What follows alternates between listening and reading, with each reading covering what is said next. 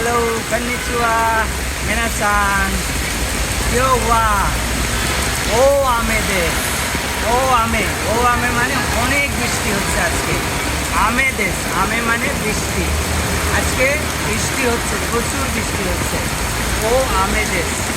আকাশ সোরা গা কুমোরি দেশ। আকাশ একদম মেঘাচ্ছন্ন হয়ে আছে। আকাশ সোরা গা কুমোরি দেশ। আমে গা কুত্তেই মাছ মানে অনেক বৃষ্টি নামছে। হারুনি নারুতো আমে দেশ মানে স্প্রিংয়ের শেষের দিকে জাপানে বৃষ্টি হয়, স্প্রিংয়ের মধ্যে, সেটা হারু নাটসু।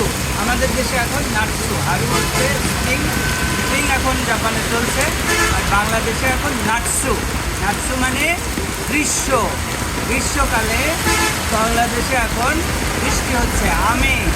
আমে দেশটা,